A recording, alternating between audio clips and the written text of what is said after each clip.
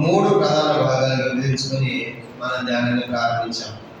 మొదటి 7 అధ్యాయాలు అన్నది మొదటి సంగతిగా రాసుకున్నాము. మొదటి ప్రధాన భాగం యెరూషలేములో సంఘము అని మనం టైటిల్ ఇచ్చుకున్నాము. అది ముగించడం జరిగింది. రెండో ప్రధాన భాగం అన్నది 8 నుంచి 12 అధ్యాయాలు. దానికి రెండో టైటిల్ రాసుకున్నాము. రెండో ప్రధాన భాగానికి యోదయ సమరయ దేశాల సంఘము అని మనం రాసుకున్నాం. మూడో ప్రధాన భాగం అన్నది 13 అధ్యాయం నుంచి 28 అధ్యాయం వరకు మూడో ప్రధాన భాగం. దానికి మనం రాసుకున్న టైటిల్ అన్యుల దేశాలలో సంఘం, లేదంటే బూది గంధముల వరకు సంఘం, లేదంటే అపోస్తలుడైన పౌలు గారి ప్రయాణాలు మనం ప్రారంభించుకుని మరి 9 అధ్యాయాలు ముగించుకుని మనం 10వ అధ్యాయంలో ప్రవేశించబోతున్నాం. అనగా రెండో ప్రధాన భాగంలో ఉన్నాం. రెండో ప్రధాన భాగం ఉన్నది 8 నుంచి 12 అధ్యాయాలు అయితే మనం 9వ అధ్యాయం ముగించుకొని 10వ అధ్యాయంలో ప్రవేశిస్తున్నాం. అపోస్తలుల కార్యములు 10వ అధ్యాయం. మొత్తం మనకు 48 వచనాలు మనకు కనబడుతున్నాయి. 48 వర్సెస్. అపోస్తలుల కార్యములు 10వ అధ్యాయం మొత్తం 48 వచనాలు మనకు కనబడుతున్నాయి. దీనిని 6 భాగాలుగా మనం విభజించుకొని మన ధ్యానాన్ని ప్రారంభిస్తాం. అపోస్తలుల కార్యములు 10వ అధ్యాయం మొత్తం 48 వచనాలు. దీన్ని 6 భాగాలుగా విభజించుకొని మన ధ్యానాన్ని ప్రారంభిస్తాం. దాంట్లో మొదటి సంగతి అన్నది మొదటి భాగం, మొదటి 8 వచనాలు. అపోస్తలుల కార్యములు 10వ అధ్యాయం మొదటి 8 వచనాలు మొదటి సంగతిగా రాసుకుందాము. మొదటి 8 వచనాలు మొదటి సంగతి. దానికి ఇచ్చే టైటిల్ కూడా మారిన రోమా అధికారి. దానికి రాసుకోవాల్సిన టైటిల్ మారిన రోమా అధికారి. మొదటి 8 వచనాలు మారిన రోమా అధికారి. మారిన రోమా అధికారి. ప్రారంభిద్దాము. 10వ అధ్యాయం మొదటి వచనం. మనం 9వ వచనంలో జ్ఞాపకం చేసుకున్నాం. 9వ వచనం వచ్చినప్పటికీ పేతురు గారు గమనించామంటే యెరూషలేము నుంచి ఆయా ప్రదేశాలు జరుగుకుంటా ఏ ప్రాంతానికి వచ్చాడు? 9వ అధ్యాయంలో లొద్ద అనే ప్రాంతానికి వచ్చాడు. 9వ అధ్యాయంలో లొద్ద అనే ప్రాంతానికి వచ్చినప్పుడు 32వ వచనంలో అక్కడ 8 సంవత్సరాల నుండి పక్షవాయువులు అక్కడిని ఆయన బాగు చేయడము, అనేక దేశంలోని నమ్మటము జరిగింది. ఆ తర్వాత పేతురు గారు లొద్ద ప్రాంతం నుంచి ఎక్కడికి వచ్చాడని చెప్పుకున్నాము. యొప్పేకి వచ్చాడు. లొద్దని చెప్పొచ్చాడు. యొప్పేలో ఏం జరిగింది అంటే తబిత లేదా ద్వారకలి శిష్యురాలు చనిపోయినప్పుడు కబురు పెట్టినప్పుడు పేతురు గారు వెళ్ళి ఆమె కోసం ప్రార్థించిన తర్వాత చనిపోయినటువంటి తబిత ద్వారక తిరిగి లేచింది. అక్కడ కూడా అనేక ప్రభునందు విశ్వాసం ఉంచారు. 43వ వచనం 9వ అధ్యాయం 43 చూడండి. పేతురు యొప్పేలో సీమోను ఒక చర్మకారు మీద బహుదినములు నివసించారు. ఇప్పుడు చెప్పండి, పేతురు గారు ఎక్కడ ఉన్నాడు? యొప్పేలో ఉన్నాడు. కనుక లొద్ద వచ్చాడు. లొద్దలో ఐనేయ అనేటువంటి పక్షవాయువులను స్వస్థపరిచాడు. ఆ లొద్ద ప్రాంతం నుంచి నెక్స్ట్ ఆయన యొప్పే అనే ప్రాంతానికి వచ్చాడు. యొప్పేలో కూడా మరి ఆ తబిత లేదా ద్వారకాన్ని స్వస్థపరిచినట్లుగా మనం చూస్తాం. ఇప్పుడు పేతురు గారు యొప్పేలో ఉన్నాడు. ఇప్పుడు అందరూ ఒకసారి ఈమె నా మ్యాప్ చూడండి. బైబిల్లో కొత్త నిబంధన కాలం పాలస్తీనా ఉంది కదా. కొత్త నిబంధన కాలం పాలస్తీనాలో ఈ మ్యాప్లో చూసామంటే కింద యెరూషలేము అని కనబడుతుంది కదా. 3వ మ్యాప్ కొత్త నిబంధన కాలం పాలస్తీనా మ్యాప్లో యోదయ కనబడి యోదయ దేశము, దాని పైన యెరూషలేము కనబడుతుంది. ఆ యెరూషలేము కాస్త పైకి వెళ్తే లొద్ద అనే ప్లేస్ కనబడుతుంది. దాని కొంచెం పైకి వెళ్తే యొప్పే కనబడుతుంది. అలాగే స్ట్రైట్ గా పైకి వెళ్తే కనబడుతుంది కైసరయ కనబడుతుంది. గుర్తుపెట్టుకోండి. పేరంతా కైసరయ. కనుక అది గుర్తుపెట్టుకోవాలి. ఇప్పుడు అక్కడ ఏం జరుగుతుందో మనం 10వ అధ్యాయం మొదటి వచనం. అపోస్తలుల కార్యం 10వ అధ్యాయం మొదటి వచనం.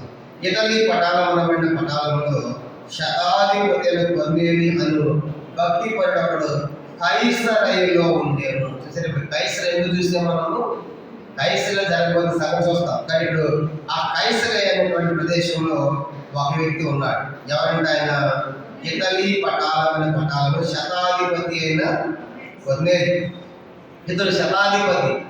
శత అంటే 100 మంది మీద అధికారం కలిగిన వాడు. 100 మంది మీద అధికారం కలిగిన వాడు.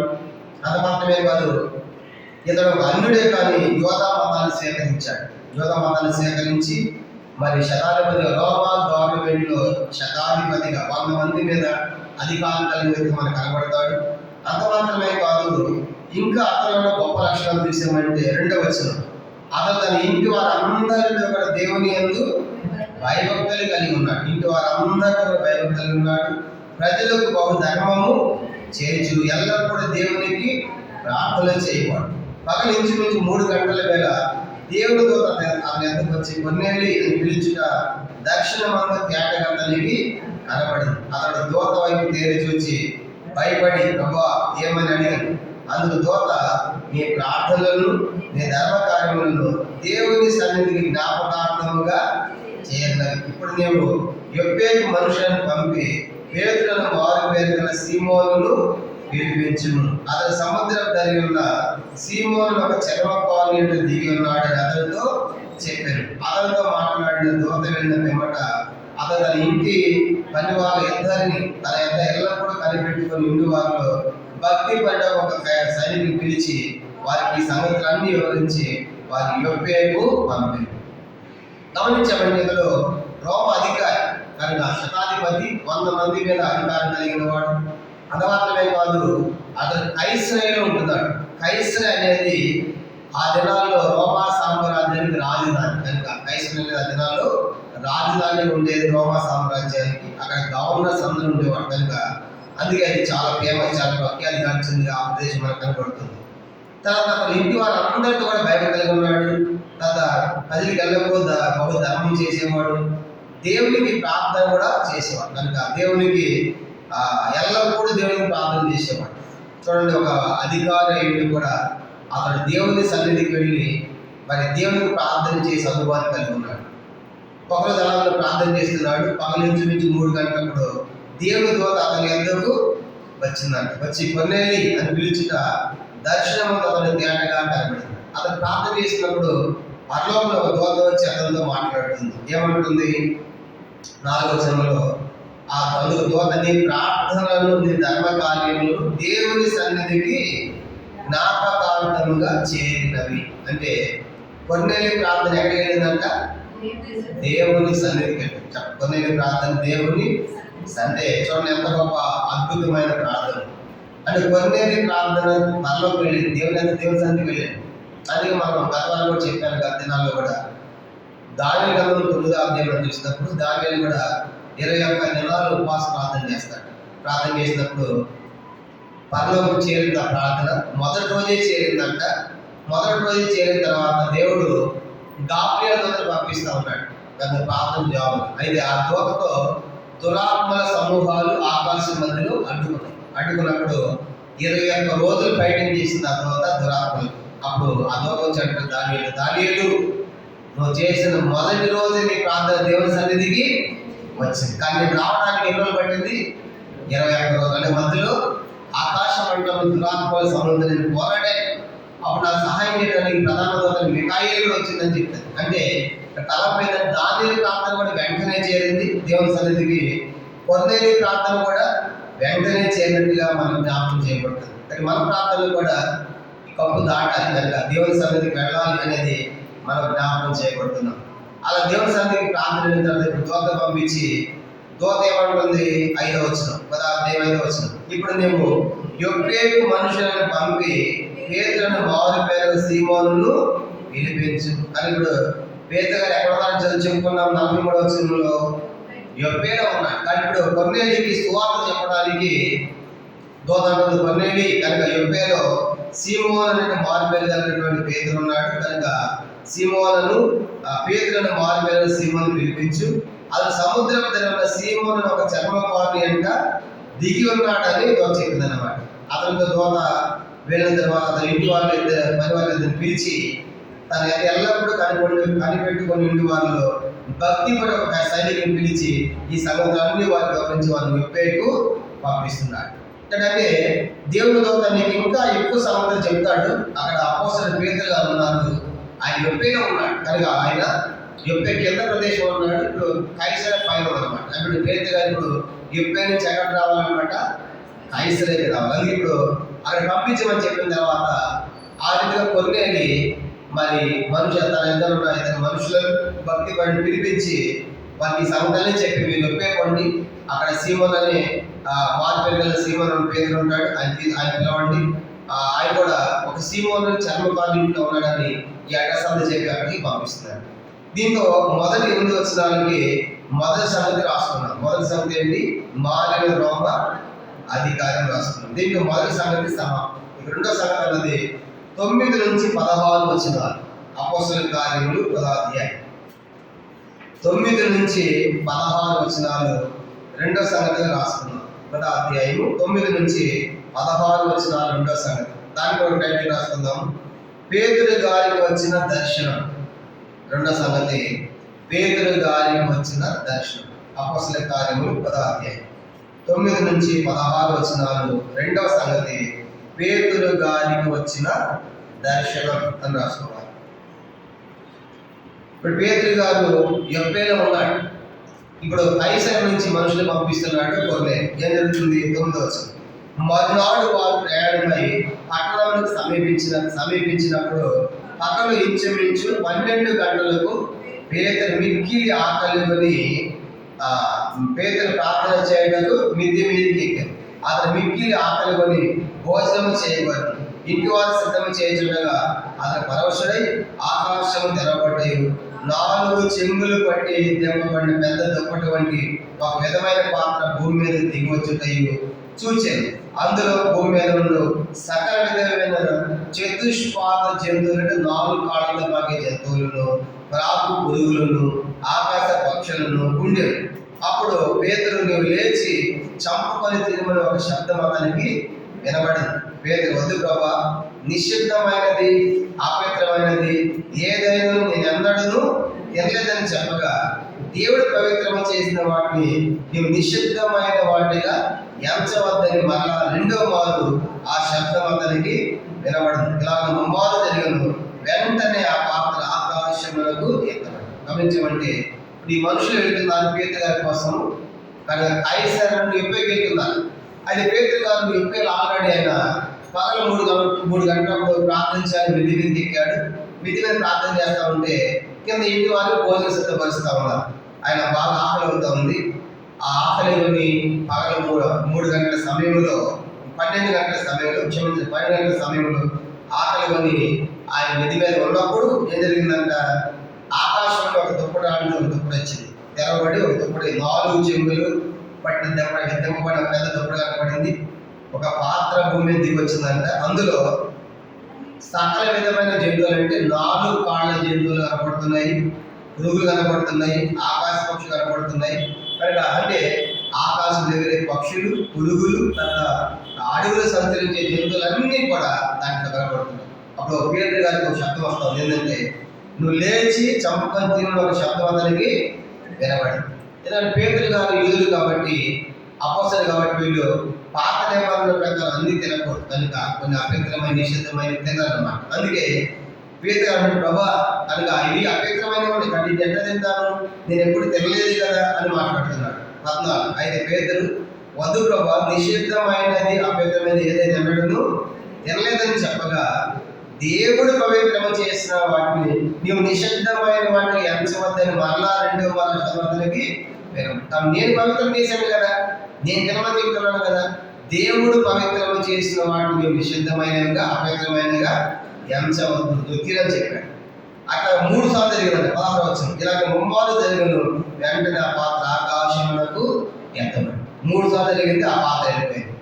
కానీ అంటే ఈ దర్శనం ఏంటంటే పేతురు గారికి, అప్పుడు దాకా పేతురు యూదులు కనుక యూదులు దేవుని మీదకి వస్తారు, అన్యులు దేవుని మీదకి వచ్చేది వాళ్ళు ఇష్టపడరు. అంటే అన్యులతో సమానంగా ఉండేదానికి వాళ్ళు ఇష్టపడదు అనమాట. అంటే యూదులకే ఎక్కువ వాళ్ళను, అన్యులు తక్కువ వాళ్ళన్నట్టుగా వాళ్ళ మనసులో ఉండేది. అన్ని జాతి వాళ్ళతో వాళ్ళ సహవాసం చేయదు.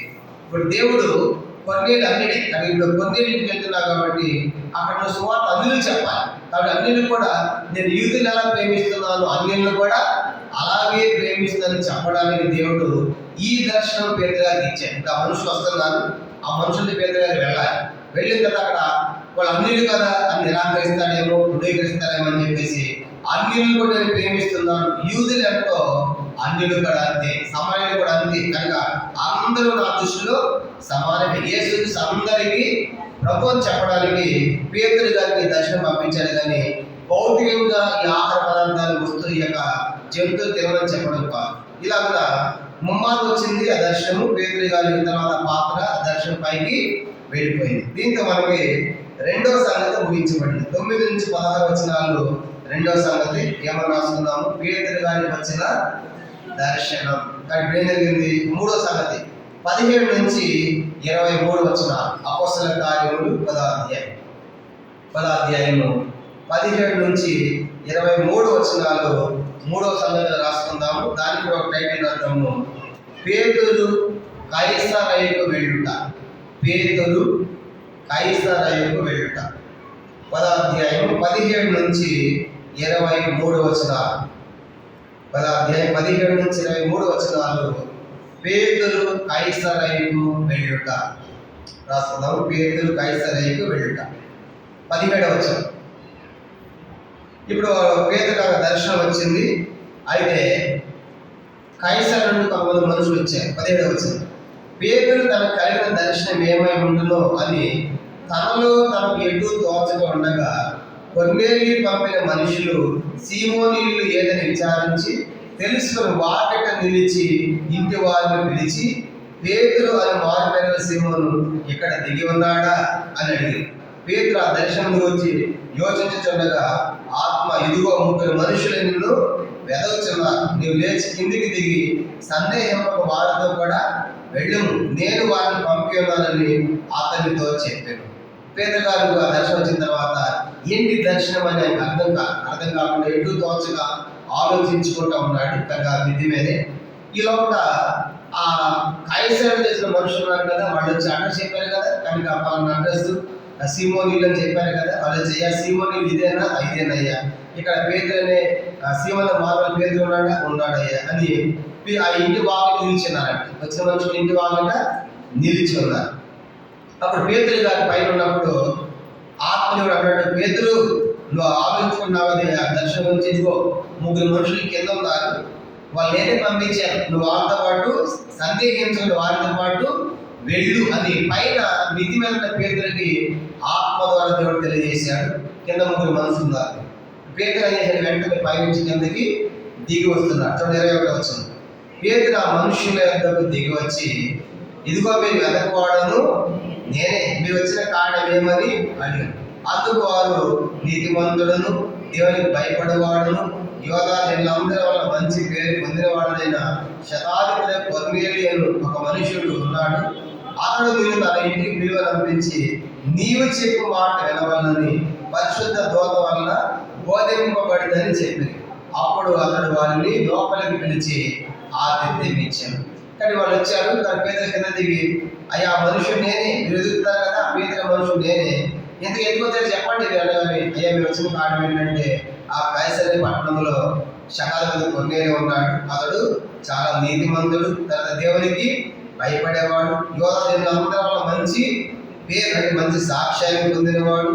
ఇంకా ఏమన్నా ఆయన గురించి 2వ వచనం 12, ఇంటి వారందరితో కూడా భయభక్తులు కలిగిన వాడు, ఎల్లప్పుడూ దేవునికి ప్రార్థనలు చేసేవాడు, బహుగా ధర్మములు కూడా చేసేవాడు. కనుక ప్రార్థన చేయడం ఇలాంటి గొప్ప లక్షణాలు కలిగినటువంటి ఆ వ్యక్తి నిన్ను పిలిపించమన్నాడు తన ఇంటికి. కానీ నువ్వు ఆ ఇంటికి రావాలంట నీ మాటలు వినాలని ఉన్నాడు. అంటే పేతురు గారు సువార్త వినాలని కొర్నేలి సిద్ధంగా ఉన్నాడు. కాబట్టి ఆ ఇంటికి రావాలని మమ్మల్ని పంపించి అది కారణం అని చెప్పాడు. ఆ పేతురు గారు ఏం చేశాడు? వాళ్ళు లోపల పిలిచి భోజనం పెట్టి ఆతిథ్యం ఇచ్చి, సరే ఉన్న లోపల పిలిచాడు.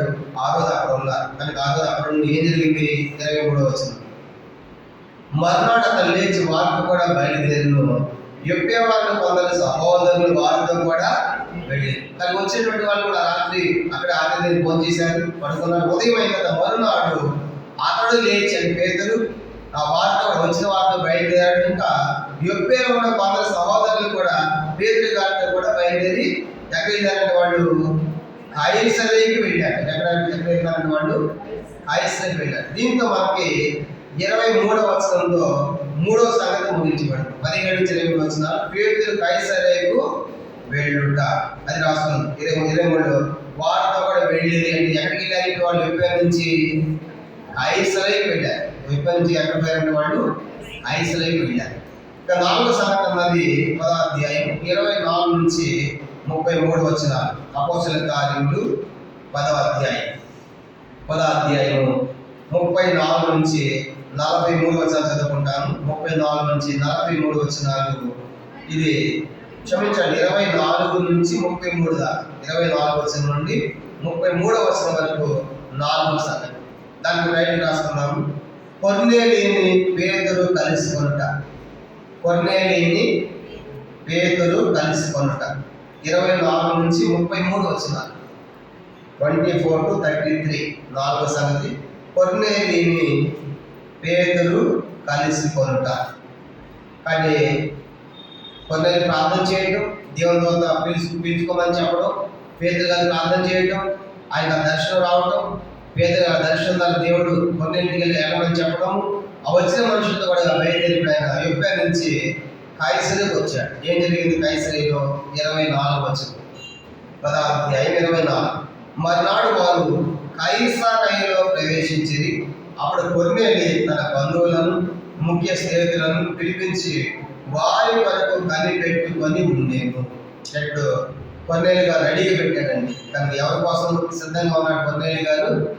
పేతురు గారి కోసం. ఒక్కడే లేడంటే ఆయన ఎవరు పిలుచుకున్నాడంటే ఆయన బంధువులు పిలిచాడు, తర్వాత ముఖ్యమైన స్నేహితులు పిలిచాడు. దేనికోసం? భోజనం పెట్టాలంట. దేనికోసం? సువార్త వినిపించాలి. అర్థమైందా? మనం కూడా పిలుస్తాం కదా, పెళ్ళిళ్ళప్పుడు కొందరు పిలుస్తాం, పుట్టినరోజు పిలుస్తాం, అక్కడ మీరు తప్పనిసరి కావాలన్నా దానికి. ఎందుకంటే మేము పీచులు ఏర్పాటు చేస్తాం. అప్పుడు సువార్త ఎవడండి? ఎందుకంటే ఆ పెళ్ళప్పుడు కూడా అక్కడి నుంచి చీర బాగుందాక చిమ్ చిమ్ డింగ్ అని అవి సరిపోతారు. ఎక్కడ కొన్నాం, ఏ షాపు, ఏ మాల్ అయితే సరిపోయింది అనమాట. ఆ తర్వాత అక్క బాగుందని చాలా మంది వచ్చారు, పిల్లలు బాగుంది, ఈ సరిపోతుంది అనమాట. అందుకే పెళ్ళిళ్ళ మీటింగ్లు ఎవరు సువార్త భోజనం టైంకి వస్తారు, మంచిగా తింటారు, మాట వెళ్ళిపోతారు. అందుకే ఆ టైంలో సువార్త చెప్పినా కూడా అంత ఫలితంగా ఉండదు. ఇప్పుడు చూడండి, ఈయన ప్రత్యేకంగా ఒక అపోజిట్ పిలిపించి దేవుని దూత చేత ఏ మీటింగ్ లేదు. ఏ మీటింగ్ ఇది? ఒకటి సువార్త మీటింగ్. అర్థమైందా? వాళ్ళు మా బంధువులు వినిపించాలి, మా స్నేహితులు వినిపించాలి అంత ఆశ కొన్నేళ్ళకి. ఒక దైవ సేవకుడు వస్తాడంటే వాళ్ళందరూ కూడా సిద్ధంగా పెట్టుకొని. మన క్రిస్మస్ రోజు మన క్రిస్మస్ డిసెంబర్లో క్రిస్మస్ ఆరాధన ఇక్కడ నేను ఇక్కడే ఉన్నా కదా, ముగించిన తర్వాత సాయంకాలం 4 గంటలకు ఒక బ్రదర్ ఫోన్ చేశాడు సిటీలో. అన్నారు, ఈరోజు మా బంధువులందరూ వచ్చారు, దాదాపు 30 మంది వచ్చారు విలేజ్ నుంచి. ఇప్పుడే సాయంత్రం ఈ నైట్ ఉంటారు, ఉదయకాలం పోతారు, నైట్ భోజనం చేసిన తర్వాత వాళ్ళు ప్రత్యేక మా బంధువులకి శ్వాస చెప్పాలి, నువ్వే రావాలన్నాడు. అంటే వెళ్ళాను, 8:30 పోయాను. కనుక మరి తినాలి కూడా. కనుక 8:30 వెళ్ళిన తర్వాత 8:30 నుంచి దాదాపుగా మరి 9:30, 10 దాకా ఒక గంటన్నర చెప్పాను. కనుక ఎవరి కోసం? వచ్చిన బంధువుల కోసం. నాకు చాలా సంతోషం అనిపించింది. ఫస్ట్ అయితే చెప్పడం. కనుక జనరల్ ఏదో భోజనం పిలుస్తారు కానీ ఆయన నాకు ఏమన్నొస్తుంది, ఆయనకి అంత భారం ఉందంటే మా బంధువులందరూ చెప్పాలన్నా. మేము కూడా అన్ని కుటుంబంలో అనుకున్నాం. వాళ్ళకి మేము చెప్పిన పోరాన్ని ఎప్పుడు చెప్తావు కదా, దేవుడు అంటావు కదని మమ్మల్ని లెక్క చేయరు. కాబట్టి నువ్వు చెప్తే బాగుండదు అనగానే ప్రత్యేకంగా వాళ్ళ కోసం హైదరాబాద్ ప్రాంతానికి మన క్రిస్మస్ రోజు వెళ్ళి నేను చెప్పి వాళ్ళందరితో గంటన్నర మాట్లాడి చాలా విషయాలు చెప్పిన తర్వాత వాళ్ళు కొంతమంది దేవుని నమ్ముకుంటారు సార్ అని చాలా సంతోషించారు. అంటే నేను చెప్పే సంగతి ఏంటంటే మనం కూడా ఇలాంటి కార్యక్రమం చేయాలి. ఎలాంటి కార్యక్రమం? ప్రత్యేకంగా బంధువుల్ని స్నేహితులు పిలిచి, కొన్నిసార్లు గెట్ టుగెదర్ ఉంటాయి కదా, గెట్ టుగెదర్ అంటే కనుక బంధువులు చదువుకున్నారు అంటారు కదా, ఎప్పుడో కలుసుకోవాలి మనం గెట్ టుగెదర్ అంటే చూడండి. కానీ అట్లాంటి గెట్ టుగెదర్ బంధువులు పెట్టండి. ఒక మంచి దైవ సేవ. ఎందుకంటే మీరు చెప్పలేని విషయాలు దైవ సేవకులు చెప్తారు. ఎందుకంటే ఒకవేళ వాళ్ళు రాలేకపోయినా కొన్నిసార్లు వచ్చే వాళ్ళు తీసుకుని పోయి వాళ్ళ సువార్త చెప్పించాలి. కొన్నేళ్ళు గొప్ప విషయం ఏంటంటే ప్రత్యేక బంధువులు స్నేహితులు పిలిచే ఉద్దేశం ఏంటంటే వీళ్ళందరూ మా బంధువులు స్నేహితులు దేవుని యొక్క మాటని, దేవుణ్ణి నమ్ముకోవాలని సిద్ధంగా రెడీగా ఉన్నారంట. పేతురు గారి కోసం సిద్ధంగా ఉన్నారు. చూడమాట 24. మర్నాడు వారు కైసరయలో ప్రవేశించి అప్పుడు కొర్నేలి తన బంధువులను ముఖ్య స్నేహితులను పిలిపించి వారి వరకు కనిపెట్టుకొని ఉండేది. వారికి ఒకటే పేతురు గారు తీసుకొచ్చేవారు. అక్కడి నుంచి సహోదరులందరి వరకు కనిపెట్టుకొని ఉన్నారు. 25 పేతురు లోపలికి రాగా కొర్నేలి అతను ఎదుర్కొని అతని పాదముల మీద పడి నమస్కారాలు చేసి. ఎప్పుడైతే పేతురు లోపలికి వచ్చాడో ఈ కొర్నేలి గారంట వెంటనే చేశాడు, ఆయన పాదముల మీద పడి నమస్కారాలు చేశాడు. ఈ కొర్నేలి ఎవరు చెప్పండి? కొర్నేలి ఎవరు? ఆయన స్థానం ఏంటి? శతాధిపతి. 100 మంది మీద ఒక ఆఫీసర్, అధికారం అన్నమాట. ఈ పేతురు గారు ఎవరు? సామాన్యమైన సేవకుడు. సామాన్యమైన సేవకుడు. ఎట్లా ఉంటాడు? ఆయన పెద్ద అఫీషియల్గా ఉంటాడు.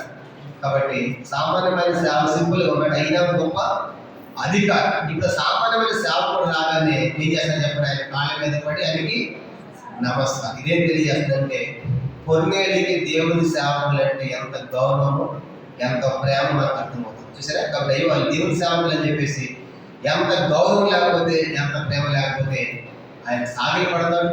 అది నేను ఆఫీసర్ని కదా కాబట్టి నేనేంటి ఆయన పాదాల మీద పడేది అనుకోలేదు. ఎందుకంటే ఆయన దేవుని పని చేసేవాడు, దేవుని యొక్క వాక్యాన్ని ప్రకటించేవాడు, అంత దేవుని ప్రతినిధులు కాబట్టి అని దేవుని సేవకులు అంటే ఎంతో ప్రేమ, గౌరవం, మర్యాద ఎవరికి ఉంది? కొర్నేలి గారు. అందుకే వెంటనే నమస్కారం అంటే ఆయన పాదాల మీద పడ్డాడంటే అతనికి ఎంత రెస్పెక్ట్ ఉందో మనకు అర్థం చేసుకోవాలి. అప్పుడు పేతురు గారికి కూడా కావాలగా వెరీ గుడ్ అని పాదాలు పెట్టి పాదాలు పడేట్టుగా చేయించుకోవాలి. అర్థమైతే ఆయన గౌరవం ఆయన ఇచ్చాడు. దీన్ని చెప్పాలి, దీన్ని చెప్పాలి. ఏం చెప్పాడు? ఆయన చెప్పండి, ఏం చెప్పాడు?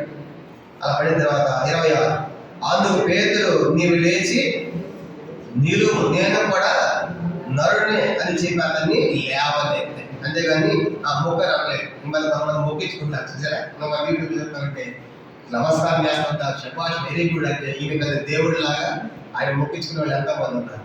మనం కూడా, నేను కూడా కొన్ని ప్రాంతాలు, విదేశీ ప్రాంతాలకు వెళ్ళినప్పుడు పరిచయకి 2-3 రోజులు వెళ్ళినప్పుడు కొంతమంది వస్తారు. వాళ్ళు చదువు ఉండదు, రాగానే వాటి వైపు కానీ వెంటనే కాటలు పడతా ఉంటారు. అయ్యగారు అంటే అందుకని పైకి లేపి మేము కూడా ఇలాంటి మనుషులమే కాబట్టి మాకు అది మొక్కాలి. మనం అందరూ ఏ సైకి మొక్కాలని అర్థమైంది. అంటే వాళ్ళ గౌరవం, వాళ్ళ మర్యాద, అది సంతోషమైతే అప్పుడు మనం అవతారం ఎత్తకూడదు. శభాష్ అనే అవతారం వ్యక్తి మొక్కించుకోకూడదు. ఏం చేయాలి? మనము లేపి మనం అంతా ఏ సైకి మొక్కాలని చెప్పాలన్నమాట. అంటే వాళ్ళ గౌరవం వాళ్ళు ఇస్తారు మనకి. మనం చేయాల్సిన పని మనము, చెప్పవలసిన సత్యం మనము చెప్పాలి. అది పేతురు గారు లేచి వెంటనే ఆయనకు నమస్కారం చేస్తే లేపి నేను కూడా ఇలాంటి వాడిని, నాకు నమస్కారం చేయకూడదని చెప్పాడు అని చెప్పి లేవనెత్తాడు. 27 వచ్చాం 10:27 అతనితో మాట్లాడుతూ లోపలికి వచ్చి అనేకులు కూడినట్ట చూచాను. కానీ పేతురు లోపల రాగానే ఇంటి వాళ్ళే కాదు, బంధువులు ఉన్నారు, స్నేహితులు చాలా అనేకులు ఉన్నారంట. బాబు ఇంతమంది పిలిపించాడు, ఈ ఆశ్చర్యపోతాడు పేతురు గారు. కానీ ఆశ్చర్యపోయి ఇంతమంది వచ్చారు అక్కడ ఆశ్చర్యపడి అనుకుంటూ ఉన్న సమయంలో 28 వచ్చింది. అప్పుడు అతడు అన్య జాతి వారితో సహవాసం చేయలేను, అట్టి వారిని ముట్టుకొనలేను, యూదునికి ధర్మము కాదని మీకు తెలియదు. అయితే ఏ మనుష్యుడు నిషేధం కలిగిన వాడని అయినను అపవిత్రుడనైనను చెప్పకూడదని దేవుడు నాకు చూపి ఉన్నాడు. చూసారా? అదనమాట. యూదులు ఏమంటే అన్ని జాతి వారు మనం సహాయం చేయకూడదు. మన యూదులు కాబట్టి మనం యూదులము, మనం ఎక్కువ, అన్యులు తక్కువ. అర్థమైందా? సమరయులు కూడా తక్కువే. అందుకే సమరస్త్రీ ఏమంటుంది? యూదుల వైపు నీవు సమరస్త్రీ అయిన నన్ను దాహముని గమ్మని ఎలాగూ అడుగుతున్నావు అని అర్థం ఏంటి? యూదులు సమరయులతో సాంగత్యము చేయరు, యూదులు సమరయులతో చేయరు, అందుకు అసలు చేయరు అనమాట. అందుకే మనకి ఇస్రాయల్ దేశం పోయి యూదులు కనబడాలనుకోండి, చలో మనం అనుకోండి, చీకటి తీసుకోవాలి అనమాట. మమ్మల్ని ముట్టుకోవద్దు కదా, మీరు అన్ని చేస్తారు న్యాయం చూసి ఏర్పరచబడే వాళ్ళని ఈ రోజు వరకు కూడా యూదులు ఆశ్చర్యం అంటే అన్యులు వాళ్ళు సమానంగా చూడరు అన్నమాట. అర్థమైందా? వాళ్ళతో కలుసుకో. ఇప్పుడు పేతురు గారికి ఎంత దర్శనం వచ్చిందంటే, పేతురు యూదులు ఎంతో అన్యులు కూడా నాకు సమానం, వాళ్ళు పవిత్రపరిచారు, వాళ్ళు సేకరించారని పేతురు గారికి ఆ దర్శనం తెలియజేసింది. అని పేతురు అంటారు కదా, అన్యజనులతో మనం వాస్తవంగా సవాల్ చేయకూడదు, అయితే దేవుడు నాకు ఇది చూపించి ఉన్నాడు. చూడండి 28 అప్పుడు అతడు అన్ని జాతి వారితో సహవాసం చేయడేనను, అట్టి వారిని ముట్టుకొనడైనను యూదునికి ధర్మము కాదని మీకు తెలియదు. అలా అనుకున్నామే. అయితే ఏ మనుషుడు నిషేధింపదగిన వాడని నేను అపవిత్రుడని చెప్పకూడదని దేవుడు నాకు చూపినాడు. చూసారు? కాబట్టి ఆ జంతువులు కనపడ్డాయి కదా, ఆ జంతువులు నేను పవిత్రం చేశాను. నువ్వేమన్నాడు? దానికి అర్థం ఏంటి? నేను అందరినీ పవిత్రపరిచాను, నాకు అందరూ సమానమే, యూదులంతా అన్యులు కూడా అంతని అది చెప్పడానికి ఆ దర్శనం పంపించాడు దేవుడు, నాకు చూపించడానికి అర్థమైంది. కాబట్టి అన్యులు కూడా యూదులమైన మాకు సమానమే అని పేతురు గారికి అర్థమైంది అనమాట. 29 వచ్చింది. కాబట్టి నన్ను పిలిచినప్పుడు అడ్డమేమి చెప్పక వచ్చిందని కనుక ఎందు నిమిత్తం నన్ను పిలిపించి చేతులో దాన్ని గూర్చి అడుగుచున్నానని వారితో చెప్పాను. కాబట్టి దేవుడు నాకు చెప్పాడు. కాబట్టి అందుకే నేను బయలుదేరి వచ్చాను. ఆయన ఎంత నన్ను పిలిపించారు, నేను నన్ను పిలిచిన కారణం ఏంటి చెప్పండి అని చెప్పాడు. చెప్పినప్పుడు ఏం చేశాడంటే దేవుడు నాకేం బయలుపరిచాడో అదంతా చెప్పాడు. ఏం చెప్పాడు? కొర్నేలి 30 వచనం. అందుకు కొర్నేలి 4 దినముల కిందట పగలు 3 గంటలు మొదలుకొని ఈ వేళ వరకు నేను ఎంత ప్రార్థన చేస్తుండగా ప్రకాశమాన వస్త్రం ధరించిన వాడొకడు నా ఎదుట నిలిచి, కొర్నేలి నీ ప్రార్థన వినబడదు, నీ ధర్మ కార్యములు దేవుని సముఖమందు జ్ఞాపకం ఉంచబడి ఉన్నావు కనుక నీవు యొప్పేకు వర్తమానము పంపి పేతురును మారు పేరున సీమోను పిలిపించుము, ఆయన సముద్రం దగ్గర ఉన్న చర్మ పాడైన సీమోను ఎముక దిగి ఉన్నాడని నాతో చెప్పాను. కానీ ఇప్పుడు కొన్నేది దేవుడు చెప్పాడని చెప్పాడు. నేను ప్రార్థన చేసుకుంటా ఉన్నాను, దేవుని దోత వచ్చింది నాకు ప్రత్యక్షమై కనుక ఇలా పిలిపించుకొని నువ్వు చెప్పే మాట వినాలి అని నాకు బయటపరిచింది. అలా నా అడ్రస్ కూడా చెప్పింది, నువ్వు సీమోను చర్మ పంపి వెళ్దామని అలాగే మనుషులు పంపించాను. నువ్వు వచ్చిన ఉద్దేశం అది. కనుక అలా నిన్ను పిలవడం కారణం ఏంటంటే దేవుడు పిలవని చెప్పాడు కానీ నిన్ను పిలిచానని చెప్పాడు. 33 వచనం. వెంటనే నేను పిలిపించేది నేను వచ్చినది మంచిది, ప్రభు నీకు ఆజ్ఞాపించినవన్నీ వినుటకై ఇప్పుడు మేమందరం దేవుని దగ్గర ఇక్కడను కూడి ఉన్నామని చెప్పాను. అదనమాట. కనుక ఎందుకు పిలిపించామంటే నువ్వు చెప్పే మాటలు వినాలి. కాబట్టి దేవుడు ఏమి ఆజ్ఞాపిస్తాడు, ఏం బయలుపరుస్తాడు, నువ్వు చెప్పే మాటలన్నీ చెప్పి మేము వింటాము.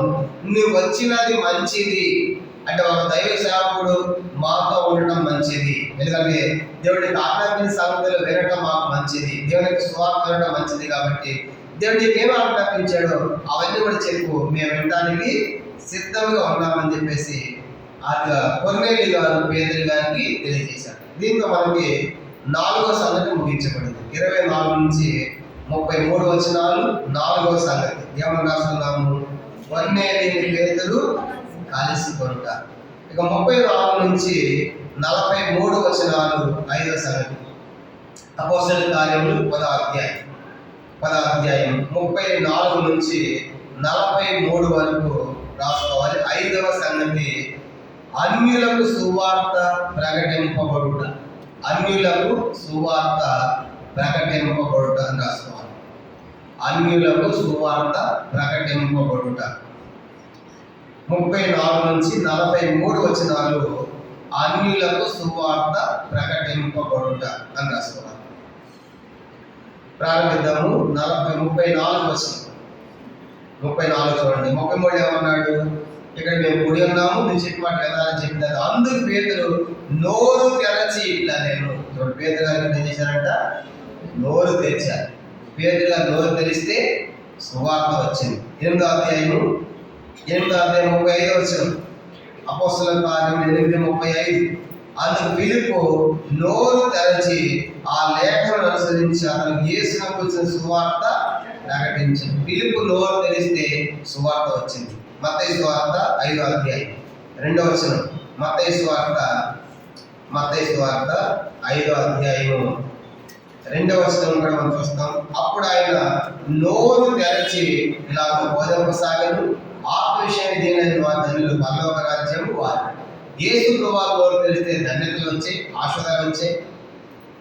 పేతురు నోరు తెరిస్తే సువార్త వచ్చింది. తర్వాత ఫిలిప్పు నోరు తెరిస్తే సువార్త వచ్చింది. ఇప్పుడు మనం నోరు తెరిస్తే ఏమి రావాలి? దుర్వాసన, బూతుల, అబద్ధాల కాదు. మనం నోరు తెరిస్తే ఏమి రావాలి? సువార్త రావాలి. కాబట్టి ఆవిడ పేరుగా నోరు తెరిచారు. ఏమంటారు? నోరు తెరిచి 34 వచనం. దేవుడు పక్షపాతి కాడని నిజముగా గ్రహించిన. దేవుడు ఒకరిని ప్రేమించి మరొక పునీకరించట్లా. దేవుని పక్షపాతం లేదు. 35 ప్రతి జనములోనూ వాళ్ళు యూదులైనా సరే అన్యులైనా సరే ప్రతి జనములో కూడా ఆయన భయపడి నీతిగా నడుచుకుని వారిని ఆయన అంగీకరిస్తారు. అందుకే 36 యేసుకు అందరికీ ప్రభు. అప్పుడు దాకా యూదులు మాకేమనుకున్నారు? దేవుడు కనుక యూదులకి కాదు, యేసుకు అందరి ప్రభు. దేవుడు పక్షపాతి కాదు. దేవుడు ఒక జాతిని ప్రేమించేవాడు కాదు. కానీ ప్రతి జనములు కూడా ఎవరైతే భయభక్తులతో భయపడి నీతిగా నడుచుకుంటారో ఆయన అంగీకరిస్తాడు. యేసు ప్రభు అందరికీ ప్రభు. 36 ఆయన ద్వారా దేవుడు సమాధానకరమైన సువార్తను ప్రకటించి ఇశ్రాయేలు పంపిన వర్తమానం మీరు ఎరుగుదురు కదా. కానీ ఆయన ద్వారా సమాధాన స్వార్థ ప్రకటించాడు యేసు ద్వారా. 37 యోహాను బాప్తిసం ప్రకటించిన తర్వాత గలిలయ మొదలుకొని యూదయ అంతటా ప్రసిద్ధమైన సంగతి మీకు తెలియదు. అదేదనగా దేవుడు నజరేయుడైన యేసును పరిశుద్ధాత్మతోను శక్తితోను అభిషేకించినను అన్నది దేవుడు తోడైన కనుక ఆయన మేలు చేయొచ్చు, అపవాది చేత పీడింపడిన వారందరినీ స్వస్థపరచుచు సంచరించుచు. ఇప్పుడు ఆయన స్వాత ఎట్లా చెప్తున్నాడు? దేవుడి పక్షపాతం లేదు, దేవుడు అందరిని ప్రేమిస్తున్నాడు, ఆయన అందరికీ ప్రభు, ఆయన భయపడే వాళ్ళందరూ అంగీకరిస్తాడు. తర్వాత ఆయన ద్వారా సమాధాన స్వాత ప్రకటించబడింది. 38లో ఆయన పరిశుద్ధాత్మక శక్తి నింపబడి మేలు చేశాడు, అపాచేత పీడబడి వాళ్ళందరినీ యేసు వారు బాగు చేశాడు అని చెప్తూ ఇంకేం చెప్తున్నాడు? 39 ఆయన యూదుల దేశం అందును యెరూషలేము నందును చేసిన వాటి అన్నిటికీ మేము సాక్షులు. కానీ అంత మాత్రమే కదా, ఆయన యూదయ దేశంలో యెరూషలేము పట్టణంలో ఎన్నో కార్యాలు చేశాడు. గుడ్డి వాళ్ళని బాగు చేశాడు, సమాధులు ఆతను లేపాడు, ఆయన కుమార్తెను బతికించాడు. ఇలాగా ఎన్నో కార్యాలు చేశాడు. ఆయన చేసిన వాటి అన్నింటినీ మేము చూసాం, మేము సాక్షుల వాటికి. ఇంకేమంటాడు? ఆయనను వారు రాములో వేలాడదీసి చంపిది. అట్లాంటి యేసుని ఏం చేశారంటే వాళ్ళు యెరూషలేములో చంపారు. ఇదే సువార్త. చూసారా యేసు గురించి ఎంత చక్కటి సువార్త చెప్తున్నాడు. ఆయన అందరి ప్రభు, ఆయన సమాధాన సువార్త వచ్చింది. తర్వాత ఆయన అనేక మేలు చేశాడు, పీడితులను బాగు చేశాడు. అట్లా యెరూషలేము ఎన్నో కార్యాలు చేశాడు. అవన్నిటికీ అపోస్తలుల 12 మంది మాకు తెలుసు, అవన్నీ మేము చూసాము, మేము సాక్షులము. అట్లాంటి యేసును రామున వేలాడదీసి చంపారు యెరూషలేములో. ఇంకేం చేశారంట? చంపి 40 వచ్చింది. దేవుడు ఆయన 3వ దినమున లేపి ప్రజలందరికీ కాక దేవుని చేత ముందుగా ఏర్పరచబడిన సాక్షులకి, అనగా ఆయన మృతుల నుండి లేచిన తర్వాత ఆయనతో అన్నపాలు మాకే ఆయన ప్రత్యక్షంగా కనబడినట్లు అనుగ్రహించారు. అంటే ఆయన చెప్పి సమాధిలో పెట్టారు, కానీ ఆయన సమాధిలో లేడు. 3వ దినమున ఆయన లేచాడు. లేవటమే కాదు, ఆయన లేచిన తర్వాత అందరికీ ఆయన మొట్టమొదటి మాకు కనపడ్డాడు. మొట్టమొదట సాక్షులమైన మాకు కనపడ్డాడు.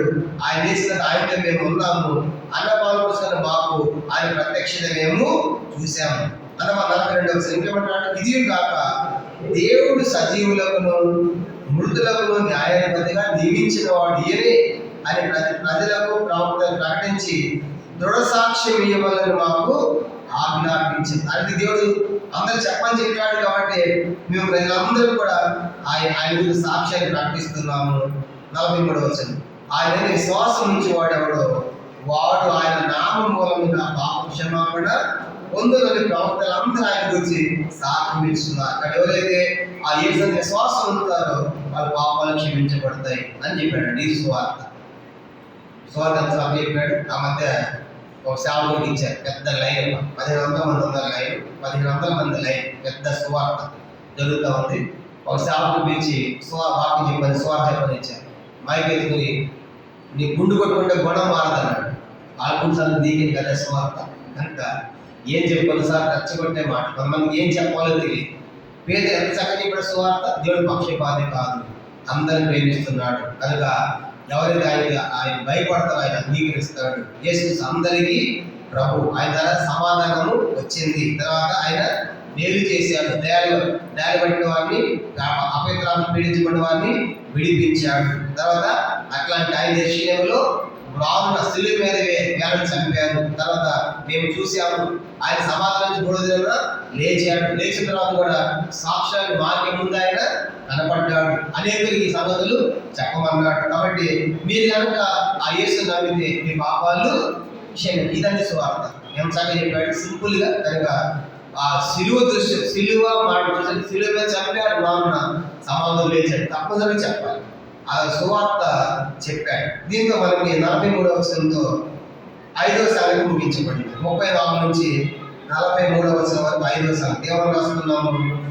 అన్యులకు సువార్త ప్రకటింపబడుట. అన్యులకు సువార్త, అది మనం కూడా సువార్త చెప్పాలి. గుండెల గురించి కాదు, గుణాల గురించి కాదు, ఈ సువార్త చెప్పాలి. కనుక యేసు అందరి ప్రభు కనుక ఆయన చనిపోయాడు, సమాధి చేయబడి తిరిగి లేచి మళ్ళీ రాబోతున్నాడు అనేటువంటి మాట మనము చెప్పాలి. కానీ అతిగా ఇంకా పూర్తి అవ్వాలి. పేదరు గారికి చెప్తూ ఉన్నాడు ఈ మాటలు. ఆయన మీరు ఆయన విశ్వాసం ఉంచితే మీ పాపాలు క్షమించబడతాయని, మీకు పాప క్షమాపణ కలుగుతుంది అని ఆయన చెప్తా ఉండగా 44 నుంచి 48 దాకా 6వ సంగతి రాస్తున్నాము. అపోస్తలుల కార్యములు 10వ అధ్యాయం 44 నుంచి 48 వరకు 6వ సంగతి రాసుకుందాం. 10వ అధ్యాయం 44 నుంచి 48 వరకు 6వ సంగతి. అన్యులు అంగీకరింపబడుట, అన్యులు అంగీకరింపబడుట అని రాసుకోవాలి. అన్యులు అంగీకరింపబడుట 44 నుంచి 48 వచ్చిన అన్యులు అంగీకరింపబడుట. ఇప్పుడు పేదగా చెప్పాడు, అలాంటి ఆ యేసుని విశ్వాసం ఉంటే మీకు పాప క్షమాపణ కలుగుతుంది. ప్రవక్తలందరూ చెప్పారు కాబట్టి ఆయన నమ్మడం చెప్తాడు. 44 పేతురు ఈ మాట ఇంకా చెప్పుచుండగా దైవాలు చెబుతూ ఉండగానే అతని బోధ విన్న వారందరి మీదకి పరిశుద్ధాత్మ దిగారు. చూసినా, ఆ బోధ విన్న వాళ్ళంతా ఎవరు? అన్యులు, యూదులా? అన్యులు. చూసాక అన్యుల మీదకి ఏం దిగింది? పరిశుద్ధాత్మ. అంటే అన్యులు కూడా సమానమే. మొట్టమొదటి పరిశుద్ధాత్మ ఎక్కడ దిగాడని చెప్పుకున్నాము? మొదటిసారి ఎక్కడ దిగాడు? 2వ అధ్యాయంలో దిగాడు. 50వ దినమున 2వ అధ్యాయం 50వ దినమున యూదుల మీద అపోస్తలుల మీద దిగాడు. 2వ అధ్యాయం అపోస్తలుల కార్యం 2వ అధ్యాయం 4వ వచనం చూడండి. ఇది మొట్టమొదటిసారి సంఘ చరిత్రలో పరిశుద్ధాత్ముడు దిగాడు. అప్పుడే సంఘం ప్రారంభమైంది. 2వ అధ్యాయం 4వ వచనం అపోస్తలుల కార్యం 2:4 చదవండి. అందరూ పరిశుద్ధాత్మతో నిండిన వారై ఆత్మ వాక్ష కలిగించిన అన్య భాషలతో మాట్లాడసారు. ఇది మొట్టమొదటిసారిగా పరిశుద్ధాత్మ దేవుడు భూమి మీద దిగటం కొత్త నిబంధనలో ఇది మొదటిసారి. ఆ దినమే 50వ దినము సంఘం ఏమైంది? ప్రారంభమైంది. తన రెండోసారి ఎక్కడ దిగాడు? 8వ అధ్యాయం అపోస్తలుల కార్యం 8వ అధ్యాయం. రెండోసారి మొదటిసారి దిగింది యూదుల మీద, అపోస్తలుల మీద. రెండోసారి మీద దిగని చెప్పుకున్నాము 8వ అధ్యాయం 14 నుంచి. అపోస్తలుల కార్యములు 8వ అధ్యాయం 14 నుంచి చూడండి. 14 సమరయ వారు దేవుడి వాక్యం అంగీకరించారని యెరూషలేము అపోస్తలులు విని పేతురు, యోహాను వారి అందరికి పంపారు. వీరు వచ్చి వారు పరిశుద్ధాత్మను పొందవాలని వారి వరకు ప్రార్థన చేసి, దేనికోసం ప్రార్థన చేశారు? పరిశుద్ధాత్మను పొందాలని. అంతకుముందు వారిలో ఎవరి మీద ఆయన దిగి ఉండలేదు. వారి ప్రభువు యేసు నామమున బాప్తిసం మాత్రం పొందిండు. 17 అప్పుడు పేతురు, యోహాను వారి మీద చేతులు ఉంచగా వారు పరిశుద్ధాత్మని పొందిరి. ఎవరు పొందారు? సమరయులు పొందారు. ఎవరంటే వాళ్ళు? మొదట పొందింది ఎవరు? అపోస్తలులు, యూదులు. మొదట అపోస్తలులు యూదులు పరిశుద్ధాత్మ పొందారు. తర్వాత ఎవరు పొందారు? సమరయులు పొందారు. పదార్థాలు పొందారు. అన్యులు పొందారు. ప్రశ్న ఏంటంటే మొదట దిగింది, 2వ దిగింది, 3వ దిగింది ఒకే పరిశుద్ధాత్మ దేవుడు అయితే వేరు వేరు ఉన్నారు? అంటే అర్థం ఏంటి? పరిశుద్ధాత్మ దేవుడికి అన్యులైన యూదులైన సమయం అందరూ కూడా సమానమే. అర్థమైంది? అంటే అందరూ సమానమే చెప్పడానికి అక్కడేమో యూదుల మీద దిగాడు మొదటిసారి, అపోస్తలుల మీద యూదుల మీద. రెండోసారి ఏమో సమరయుల మీద దిగాడు. మూడోసారి ఏమో అందరు పేదలకు అర్థమైపోయింది. అంటే అన్యులు కూడా మనతో సమానమే. కనుక మనమే దిగిన పరిశుద్ధ సమరయుల మీద దిగాడు. ఆయన మీద దిగిన దేవుడే అన్యుల మీద దిగాడు. కాబట్టి పరిశుద్ధ దేవుని దృష్టిలో యూదులైన, సమరయులైన, అన్యులు అందరూ కూడా సమానం. అదే బాప్తిసం పొందిన తర్వాత నేను యూదుడిని అనకూడదు, నేను సమరయుని అనకూడదు, నేను అన్యుని అనకూడదు, నేను రెడ్డి అనకూడదు, కనుక చెప్పకూడదు. మన వెనకటి చరిత్రలు చెప్పకూడదు. యేసుని నమ్మిన తర్వాత మనమంతా ఒక కుటుంబం, సహోదరులు. ఈ దేవుని కుటుంబం. అందుకే మన వెనకటి చరిత్రని పక్కన పెట్టి, మన కులం, మతం, ప్రాంతాలు పక్కన పెట్టి దేవుని కుటుంబంగా ఉండాలి. అది తెలియచేయడానికి ఇప్పుడు ప్రత్యేకంగా 3వసారి ఇక్కడ దిగాడు. ఎవరి మీద? అన్యుల మీద దిగాడు. దిగి వాళ్ళు ఏం చేశారంటే భాషలు మాట్లాడు. 10వ అధ్యాయం అపోస్తలుల కార్యం 10వ అధ్యాయం చూడండి 44. పేతురు ఈ మాటలు ఇంకా చెప్పుచుండగా అతని బోధ విన్న వారందరి మీదకి పరిశుద్ధాత్మ దిగి. ఏం జరిగింది? సొన్నది పొందిన వారిలో పేతురుతో కూడా వచ్చిన విశ్వాసులందరూ పరిశుద్ధాత్మ వరకును అన్ని జనుల మీద సైతం కుమ్మరింపడి చూచి విభ్రాంతి నొందిరి. ఏదనగా వారి భాషలతో మాట్లాడుతూ దేవుని కనపరుచుండగా వినిరి. అందుకు పేతురు మనవలే, చూసారా, మనవలే పరిశుద్ధాత్మను పొందిన వీరు బాప్తిసం పొందకుండా ఎవడైనా నేను ఆటంకము కలుగు చేయగలని చెప్పి యేసుక్రీస్తు నామమున వారి బాప్తిసం పొందవాలని ఆజ్ఞాపించారు. గత కొన్ని దినములు తమైతే ఉన్న వారందరినీ వేడుకొని, ఎప్పుడైతే ఆ బోధ ఉన్నారో బోధ వింటూ ఉండగానే పరిశుద్ధాత్మ దేవుడు అంజలి మీద దిగటం, వాళ్ళ భాషలతో మాట్లాడటం చూసిన తర్వాత పేతురు గారితో యుద్ధ సహోదరులు ఆశ్చర్యపోయి అరే మనవలే పొందారు కదా, మన మీద ఎలా దిగాడు, వీరి మీద దిగాడు, అది వీరు కూడా సమానమే అనిసారి అర్థమైపోయింది. ఆర్థిక వీళ్ళు బాప్తిసం చెప్పాడు. ఆ తర్వాత కొన్ని దినములు తమ యుద్ధంలో ఉన్నవాళ్ళు వేడుకొన్నారన్నమాట. దీంతో మనకి 10వ అధ్యాయం ముగించబడింది. అపోస్తలుల 10వ అధ్యాయం 44 నుంచి 48 వచనాలు. 6వ సంగతి అన్యజనులు అంగీకరింపబడుట. ఇప్పుడు చెప్పండి, పేతురు గారికి ఏమర్థమైంది? అన్యులు కూడా యూదులమైన అన్యులు కూడా సమానం. అన్ని సంఘాలకు వచ్చిన తర్వాత అందరూ సమానం. ధనవంతులైన పేదలైన స్వతంత్రులైన ఇది దేవుని కుటుంబం కనుక అందరూ కూడా సమానమే అని చెప్పడానికి ఇలాంటి కార్యం మనం చూస్తాం. అన్ని సంఘంలో మనం కూడా అందరూ సమానంగా చూడాలి. ఎందుకంటే పర్సన్గా చెప్పాడు, అందరూ అవసరమైన వారి, అందరూ విలువైన వారి, అందరూ అమూల్యమైన వారి. కాబట్టి దేవుని ఇంట్లో ఆ దేవుడు తన రక్తంతో కొన్నాడు. వాటికి ఆయా భాషలు ఆయా జ్ఞానం నుంచి ఆయన రక్తం ఇచ్చి మనుషులను కొన్నాడు. కాబట్టి 5:9 చూస్తాము. కాబట్టి దేవుని దృష్టిలో యూదులైన అన్యులైన సమరయులైన అందరూ కూడా సమానమైనది ఈ 10వ అధ్యాయంలో పేతురు గారు నేర్పించేటువంటి పాఠంగా మనం చూస్తాం. దీంతో మనం 10వ అధ్యాయం ముగించబడింది. చూడ అపోస్తలుల కార్యం 10వ అధ్యాయం మొత్తము 48 వచనాలు. దీన్ని 6 భాగాలుగా మనం రాసుకున్నాము. మొదటి సంగతి మొదటి 8 వచనాలు ఏమని రాసుకున్నాము? మారిన రోమ అధికారి, ఇతను అన్యుడే కానీ యోధ మతాన్ని స్వీకరించాడు కనుక యేసుని నమ్మేట్టుగా మనకు అర్థమవుతుంది. రెండో సంగతి 9 నుంచి 16 వచనాలు. రెండో సంగతి పేతురు గారికి వచ్చిన దర్శనం అన్నది రెండో సంగతిగా మనకు జ్ఞాపకం చేయబడింది. మూడో సంగతి 15 నుంచి 23 వచనాలు. పేతురు కైసరయ్యకు వెళ్ళుట అన్నది మూడో సంగతి. నాలుగోది 24 నుంచి 33 వచనాలు. కొర్నేలియుని పేతురు కలిసి కొనుట. ఐదవది 34 నుంచి 43 వచనాలు. అన్యజనులకు సువార్త ప్రకటింపబడుట. ఆరవది ఆఖరిది 44 నుంచి 48 వచనాలు. అన్యజనులు అంగీకరింపబడుట. అంటే దేవుడు అన్యజనులను కూడా అంగీకరిస్తున్నాడు సమానంగా అనేది మనకు అర్థం. దీంతో మన 10వ అధ్యాయము ముగించబడింది. ప్రభు చిత్తమైతే ముందు దినాల్లో మిగతా సంగతి మనం చూస్తాం. దీంతో మనం 10వ అధ్యాయం ముగించుకున్నాం. ప్రార్థన మోకరించండి.